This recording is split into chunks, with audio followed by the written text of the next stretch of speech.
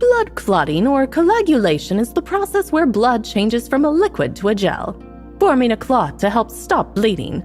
It's also called hemostasis, and the steps are vascular spasm, platelet plug formation, and the coagulation cascade.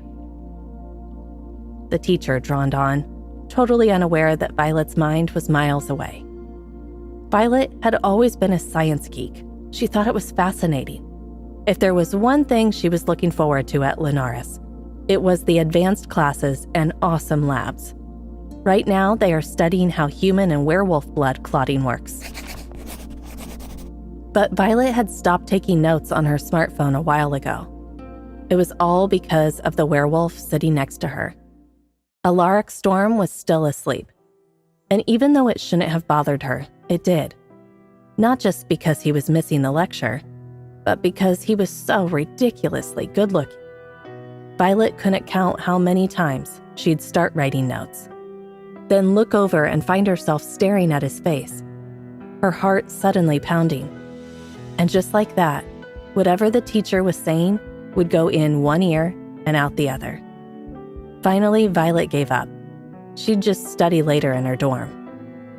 Her attention was totally focused on Alaric now.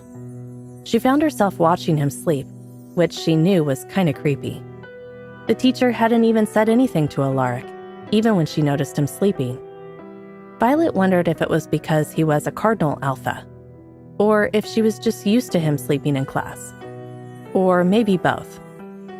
Why was he sleeping in class, though? Did he just not care because he was like the king of school? Or was he up all night? Now that she was looking closer, she could almost swear she saw dark circles under his eyes. Was he not sleeping well? Trying to figure him out, Violet didn't realize how close she'd gotten.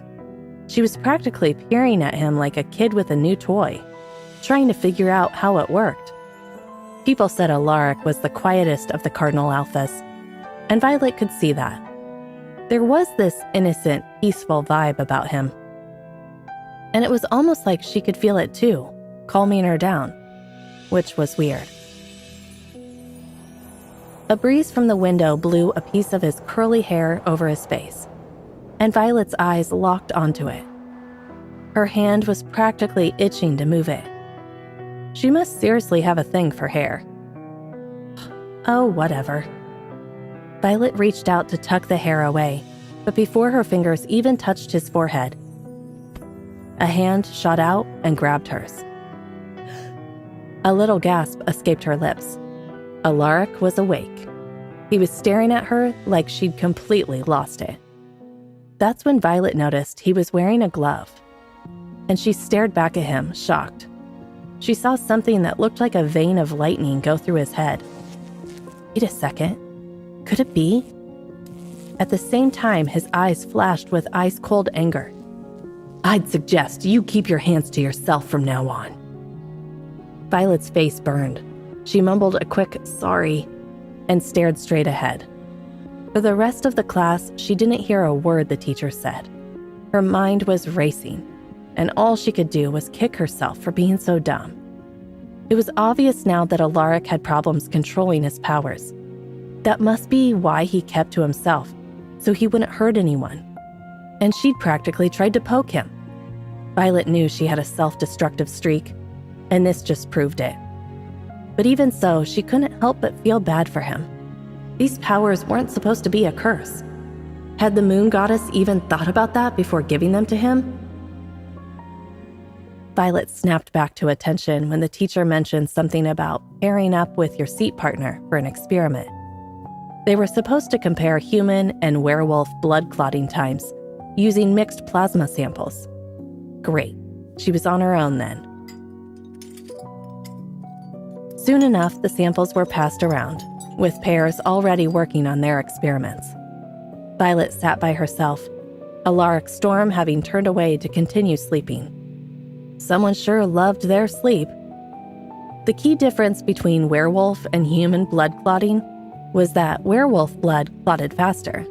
This helped them heal quickly from injuries, whether they were in human or wolf form. Ferrocene, the key ingredient in the experiment, was a rare mineral used in control settings to compare clotting rates across species. When exposed to ferrocene, werewolf blood clots almost twice as fast as human blood. Violet had to follow the textbook carefully, since she hadn't been paying attention. She grabbed the ferrocene vial and worked independently since her partner was out cold. She wondered how the teacher would grade this since Alaric hadn't done anything. Halfway through, just as Violet was about to add the ferrocene, Alaric grabbed her hand. Before she could react, he'd taken the vial, poured some out, and added it to the sample. "Why did you—" Violet started, but the icy glare he shot her made her shut up and focus on the experiment. They stayed quiet for a few minutes, watching the clotting indicator. The reaction had reached the required result. Just then, the biology teacher, who'd been watching them, came over. She looked at their work, a proud expression on her face. "Great work as usual, Alaric Storm," she praised. "Wait, what?" Violet couldn't believe her ears. Did he just take all the credit?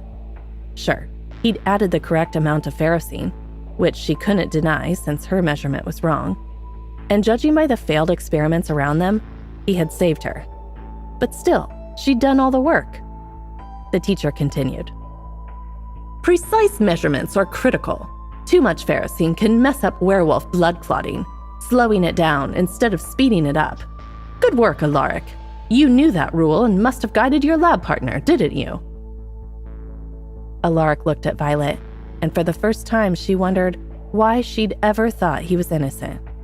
He was a total wolf in sheep's clothing. He said with a fake smile, "Of course I did. Violet must be so grateful." Violet was too angry to even care that he knew her name. "Good." The teacher clapped her hands, clearly pleased.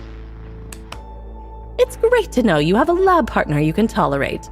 I'm sure you two will make a great team." At that, Alaric turned to Violet, studying her with an unreadable expression. "Well," he drawled, "color me excited." Wait, that's not the end. You've just had a free taste. Now get the full story on the Pocket FM app, link in description. Check out our next video and playlist, and don't forget to like, share, and subscribe.